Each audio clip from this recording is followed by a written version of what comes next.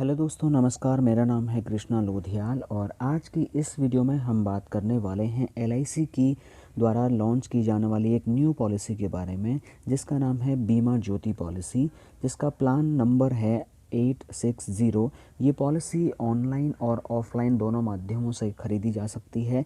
इस पॉलिसी को एलआईसी 22 फरवरी 2021 को लॉन्च करने वाली है। अगर आप चाहें तो ये पॉलिसी ऑनलाइन इंटरनेट के माध्यम से ले सकते हैं या फिर आप अपने एजेंट को कांटेक्ट करके भी इस पॉलिसी को ऑफलाइन माध्यम से ले सकते हैं। अगर मैं बात करूं पॉलिसी की यूएसपी के बारे में, तो इस पॉलिसी में आपको सबसे पहले लिमिटेड टाइम प्रीमियम का ऑप्शन मिल जाता है, जिसमें आप जितनी भी टाइम का पॉलिसी लेते हैं उसमें से कुछ कम टाइम तक ही आपको प्रीमियम देना होता है। अगर दूसरी यूएसपी के बारे में बात करें तो इसमें आपको गारंटीड एडिशन बोनस का बेनिफिट मिल जाता है, यानी कि कंपनी इसमें आपको एक गारंटीड एडिशनल बोनस भी प्रोवाइड करती है।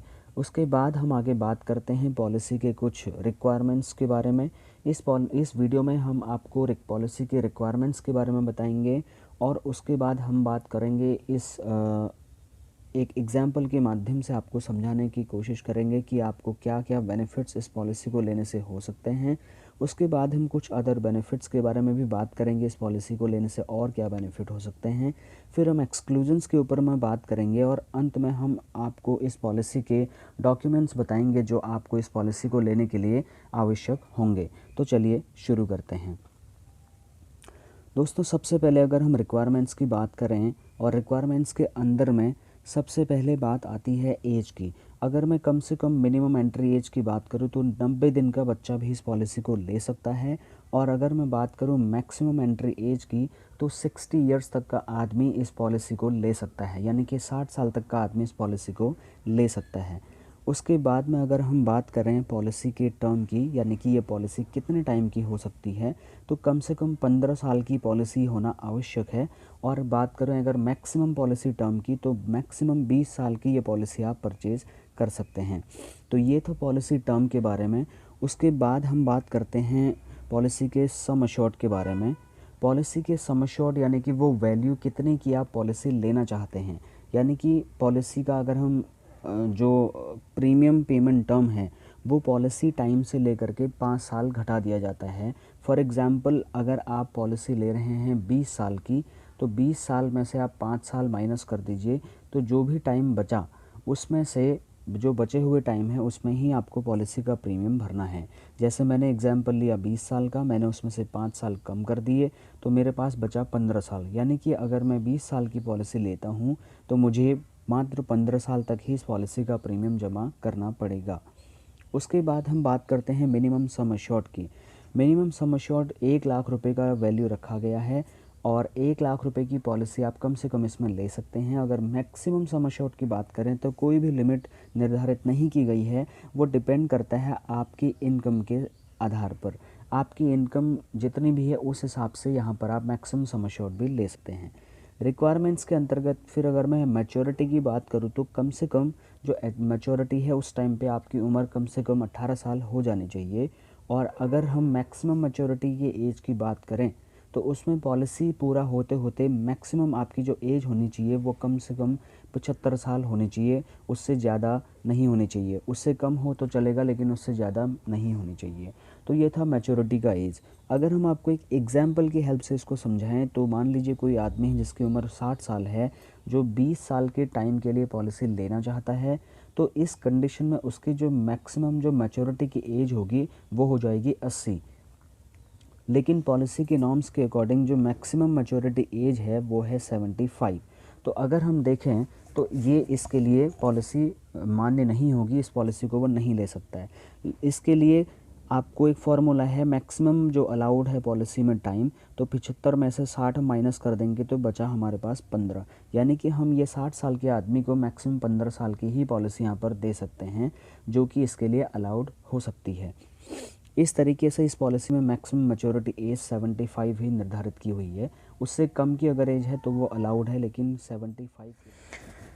दोस्तों, अब एक एग्जाम्पल की हेल्प से समझते हैं। मान लो 5 साल के बच्चे ने 20 साल की पॉलिसी टर्म लिया और वो 15 साल पॉलिसी का पैसा जमा करने वाला है। 5 साल की उम्र में उसने पॉलिसी शुरू की और वो अपनी 20 साल की उम्र तक पॉलिसी जमा करेगा और उसको 25 साल की उम्र में इसका मैच्योरिटी का बेनिफिट मिलना फिक्स होता है। तो इसके हिसाब से हमने 10 लाख रुपए का पॉलिसी का एग्जाम्पल लिया है, तो साल भर का जो पॉलिसी प्रीमियम जमा करने वाला है वो 40,264 रुपये करेगा। तो टोटल अगर हम बात करें 15 साल की, तो वो 40,264 के हिसाब से 6,03,960 रुपये का प्रीमियम जमा कर देगा। अब अगर हम मैच्योरिटी की बात करें तो इसमें sum assured plus guaranteed addition मिलना है, तो उसके हिसाब से 10 लाख रुपए तो सम एश्योर्ड का अमाउंट मिल गया, ठीक है। और उसके बाद गारंटीड एडिशन मिलेगा। वो गारंटीड एडिशन की कैलकुलेशन कुछ इस प्रकार से होती है कि 50 रुपीज़ पर 1000 सम एश्योर्ड पे मिलता है। तो इसके हिसाब से अगर हम पूरे 10 लाख रुपए के सम एश्योर्ड पे पूरे 20 साल का गारंटीड एडिशन कैलकुलेट करेंगे तो हमें मिलता है 10 लाख रुपए। तो टोटल अगर मैं मैच्योरिटी की बात करूँ तो इस पॉलिसी में उस बच्चे को 25 साल की उम्र में एक तो 10 लाख रुपये उसका सम एश्योर्ड का अमाउंट मिलेगा और 10 लाख रुपए उसका गारंटीड एडिशन मिलेगा। तो टोटल मिला के 20 लाख रुपए उस बच्चे को मिल जाएगा। अगर मैं बात करूं और एक अदर बेनिफिट के बारे में, जो इस पॉलिसी का दूसरा एस्पेक्ट है वो है डेथ बेनिफिट। मान लीजिए पॉलिसी होल्डर की पॉलिसी ड्यूरेशन के बीच में डेथ हो जाती है। इसी 5 साल के बच्चे का एग्जाम्पल लेते हैं। इस 5 साल के बच्चे ने 20 साल की पॉलिसी ली, 15 साल पैसा भरना था। मान लीजिए इसने 10 साल पैसा भरा, 15 की एज में इस बच्चे की डेथ हो गई, तो अब इस बच्चे के नॉमिनी को सम एश्योर्ड और गारंटीड एडिशन मिलना है। Sum assured 125% basic sum assured का होता है, और या जो 7 गुना सालाना प्रीमियम का अमाउंट है उसमें जो भी ज़्यादा है वो उसके नॉमिनी को देना होता है। तो 12,50,000 रुपये तो हो गया 125% सम एश्योर्ड का, और जो 7 गुना प्रीमियम था वो 2,81,000 रुपये के आसपास अमाउंट बनता है।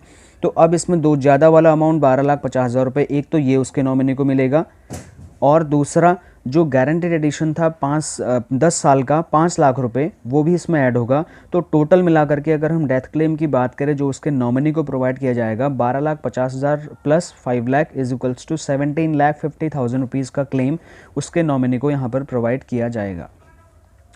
इस पॉलिसी को लेने के लिए कुछ एडिशनल बेनिफिट्स राइडर्स के तौर पर भी उपलब्ध हैं जो आप थोड़ा सा एक्स्ट्रा प्रीमियम दे करके अवेल कर सकते हैं। जैसे सबसे पहले LIC का accidental death and disability benefit rider है, दूसरा एक्सीडेंटल बेनिफिट राइडर है, और तीसरा LIC का न्यू टर्म एश्योरेंस राइडर है, और चौथा LIC का जो राइडर है वो है क्रिटिकल इलनेस बेनिफिट राइडर, और उसके बाद लास्ट जो बेनिफिट है वो है LIC का new premium waiver benefit rider. तो इस तरीके से ये 5 राइडर्स आपको थोड़ा सा एक्स्ट्रा प्रीमियम में उपलब्ध कराए जाते हैं जो आपको एडिशनल रिस्क कवरेज का बेनिफिट। दोस्तों अब हम बात करते हैं इसके अदर बेनिफिट्स के बारे में।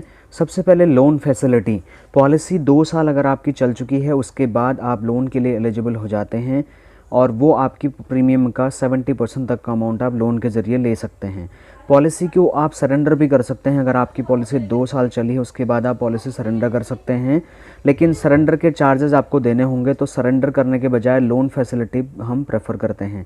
उसके बाद पॉलिसी अगर 2 साल चल चुकी है तो पेड फैसिलिटी भी इसमें अवेलेबल होती है, और मान लीजिए 2 साल जमा करने के बाद आप प्रीमियम नहीं भी जमा कर पाते हैं तो आपकी पॉलिसी बंद नहीं होगी, पॉलिसी चलती रहेगी, और पॉलिसी के लास्ट ख़त्म होने के टाइम पे आपको कुछ न कुछ अमाउंट रिटर्न दिया जाता है। पेमेंट के ऑप्शंस इसमें monthly, quarterly, half yearly, yearly options में हैं, वो आपके लिए कम्प्लीटली ऑप्शनल रखा गया है। ग्रेस पीरियड इसमें दिया गया है। ग्रेस पीरियड सालाना और 6 महीने की किस्त के लिए 30 दिन का, और क्वार्टरली और हाफ ईयरली ईयर के लिए 15 डेज़ का ग्रेस पीरियड दिया जाता है। बैक डेटिंग, यानी कि पॉलिसी को अगर आप back date same financial year में करना चाहते हैं तो कर सकते हैं, उसके लिए रिक्वायर्ड प्रीमियम पे करना होता है। फ्री लुक पीरियड मतलब पॉलिसी अगर आप ले चुके हैं लेकिन उसके बाद आपको रियलाइज़ होता है कि आपने गलत पॉलिसी ले ली है, तो आप 15 दिन के अंदर पॉलिसी रिटर्न करके उसका पैसा वापस ले सकते हैं। इस पॉलिसी में जो भी रिटर्न आपको मिलता है कम्प्लीटली सेक्शन 80C के अंतर्गत टैक्स बेनिफिट मिलता है, टैक्स फ्री मैच्योरिटी मिलती है 1010D के अंतर्गत, और इस पॉलिसी को लेने के बाद आपको ऑनलाइन अकाउंट का एक्सेस भी मिलता है LIC कस्टमर ऐप के द्वारा। पॉलिसी लैप्स होने के बाद आप 5 साल के अंतर्गत कभी भी पॉलिसी को रिवाइव भी कर सकते हैं लेट पेमेंट वगैरह पेमेंट करने के बाद। अब हम एक्सक्लूजन्स के ऊपर बात करते हैं। एक्सक्लूजन्स में सबसे बड़ा केस आता है सुसाइड केस का। तो अगर पॉलिसी होल्डर ने सुसाइड कर लिया है पॉलिसी होने के 12 महीने या उससे पहले, तो पॉलिसी का जितना पैसा जमा था उसका 80% तक उसमें रिटर्न किया जाता है, बाकी कोई भी क्लेम सेटल नहीं किया जाता है। लेकिन अगर पॉलिसी लेने के 1 साल के बाद अगर कोई पॉलिसी होल्डर सुसाइड करता है तो उसका जो भी सरेंडर वैल्यू या 80% अमाउंट जो भी बनता है वो उसको वापस कर दिया जाता है। मेडिकल जो रिक्वायरमेंट डॉक्यूमेंट्स की अगर मैं बात करूँ तो इसमें आधार कार्ड, पैन कार्ड और बर्थ सर्टिफिकेट वगैरह ये चीज़ें, ड्राइविंग लाइसेंस, पासपोर्ट जो भी रिक्वायर्ड हैं वो देनी होती हैं। पासपोर्ट साइज़ फ़ोटोज़ देनी होती हैं। इनकम प्रूफ अगर रिक्वायर्ड है तो वो भी देना होता है, और मेडिकल सर्टिफिकेट अगर है ज़रूरत तो वो भी देना पड़ता है। प्रीमियम जो आप पे करते हो कैश चेक में दे सकते हैं। नॉमिनी का आईडी प्रूफ भी देना होता है। तो उम्मीद करता हूँ वीडियो पसंद आया होगा। Thank you so much.